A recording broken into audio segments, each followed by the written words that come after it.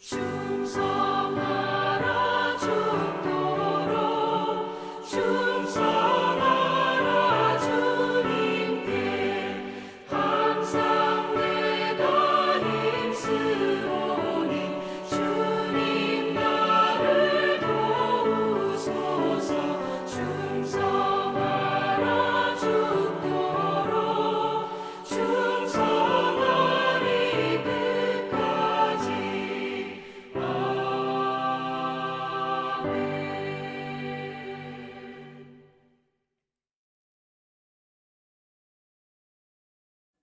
하나님의 은혜가 오늘도 여러분의 삶의 자리마다 충만히 임하시길 기원합니다. 기도하겠습니다.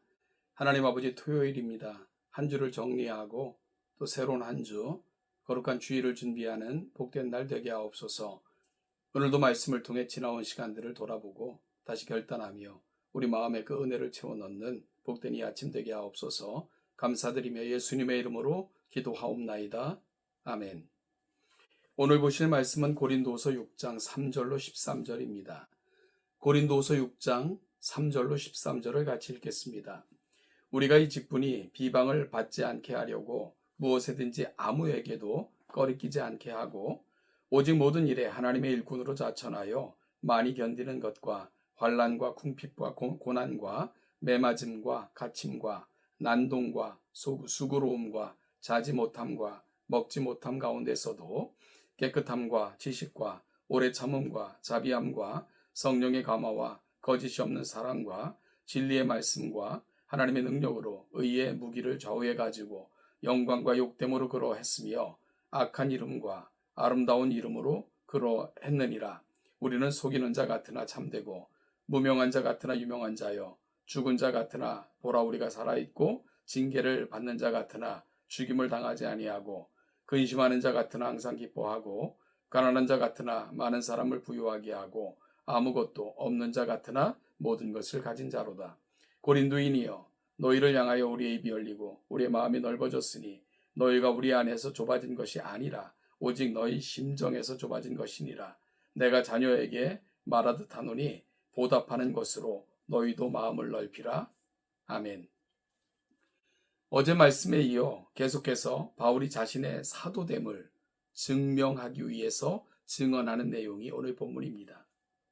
바울이 자신의 사도됨에 대해서 이렇게 끊임없이 주장을 하는 이유는 복음의 진정성과 연관이 있기 때문에 그렇습니다.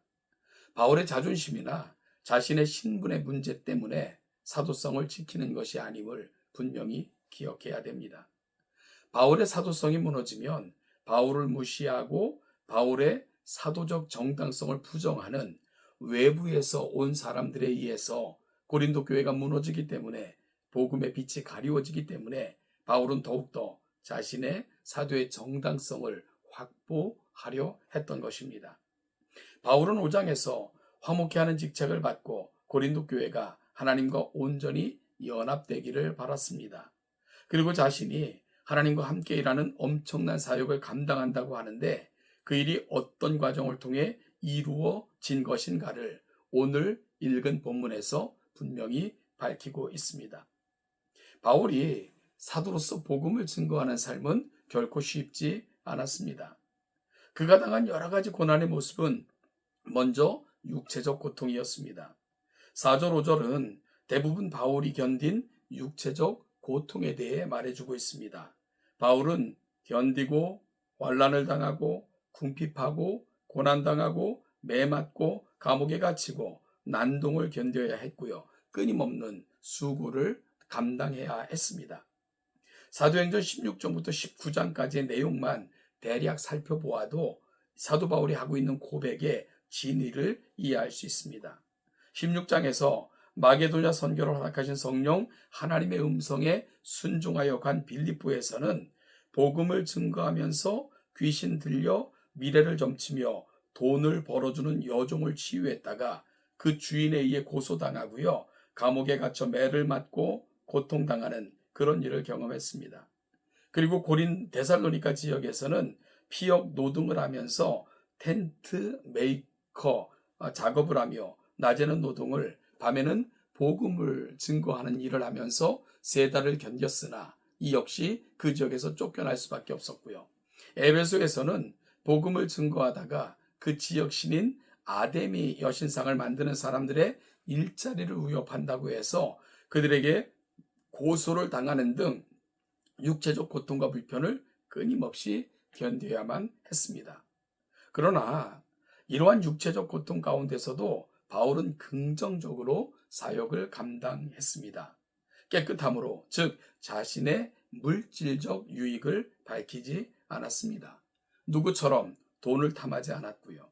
바른 지식을 전함으로 당시에 지식을 팔고 돈을 팔았던 떠돌이 철학자들처럼 그렇게 행하지 않았고요. 오래 참음으로 자비롭게 말씀을 증거하며 진실됨으로 사역을 감당했던 사도 바울이었습니다. 그리고 그는 늘 성령의 감동에 의해서 자기의 뜻대로가 아닌 성령의 음성에 순종함으로 이 복음의 사역을 감당했고요. 거짓이 없는 사랑과 진리의 말씀과 하나님의 능력을 전적으로 의지하면서 맡겨진 사역을 감당했습니다. 그리고 편벽된 생각이 아닌, 사육이 아닌 전적으로 하나님의 말씀의 기준인 의에 의해서 이 사역을 감당했다 또한 고백하고 있습니다. 8절부터 10절은 사도 바울의 특징을 역설적으로 이렇게 고백하고 있는 부분인데요. 이 역설에는 그가 겪어야 하는 정서적이며 사회적 고통이 포함되어 있습니다. 영광과 욕됨이 동시에 존재합니다. 하나님의 말씀을 증거하는 영광스러움이 있지만 현실은 사람들에게 사기꾼이나 거짓말쟁이라는 취급을 당하는 삶이었습니다. 악한 이름과 아름다운 이름으로 또한 그러하기도 했습니다. 하나님의 종이라는 이름도 있지만 알려지지 않은 이름, 때로는 사기꾼이라는 그런 누명도 썼어야 됐고요. 또한 사람들을 속이는 자라 하는 비방을 경험해야만 했습니다. 여러분, 그들은 그런 이야기를 처음 들었기 때문에 속이는 이야기, 사람을 유혹하는 이야기로 들었고 또한 그렇게 사도 바울은 취급을 당하기도 했다는 거예요.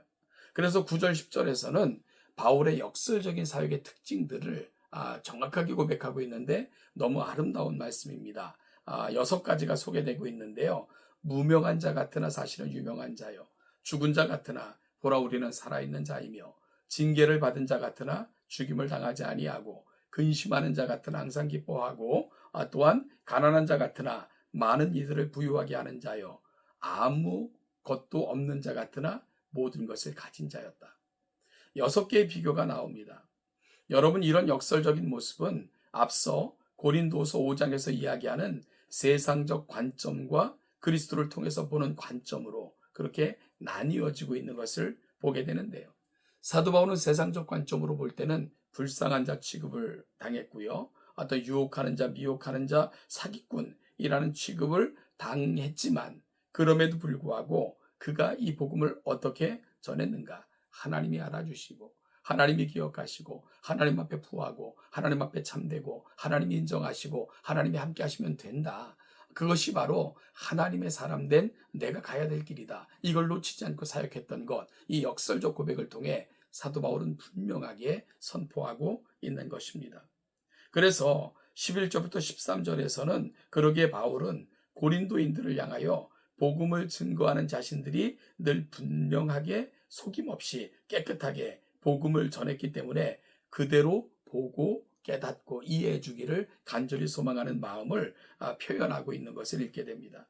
고린도 교인들이 바울의 복음을 받아들이는 마음이 잘못되어서 좁아져 보이니 마음을 넓혀주기를, 바울이 고린도 성도들을 섬길 때 부모가 자녀를 돌보듯이 했으니 그 사역을 보고 그 진실성을 이해해주고 그러므로 마음을 넓혀 복음을 영접하라. 이것이 바로 오늘 고린도 교회를 향한 바울의 간절함이었음을 그는 고백하고 있는 겁니다. 사랑하는 성도 여러분, 바울은 이 모든 고난을 한 가지 이유 때문에 감내하고 있었던 겁니다. 그리스도의 사랑이 나를 강권하시는도다. 그가 받은 사랑이 너무 커서, 그리고 이 사랑을 전하라 부름을 받았기에 교회는 이 사실을 감당함으로 세상을 하나님과 화목하게 하는 그 일을 경험해야 되고 이 일을 교회에게 부탁하셨기에 바울은 그 모진 세월을 오직 하나님 한 분, 자기의 정체성, 자의식, 받은 은혜 하나 붙들고 이 사역을 감당해낼 수 있었던 것입니다.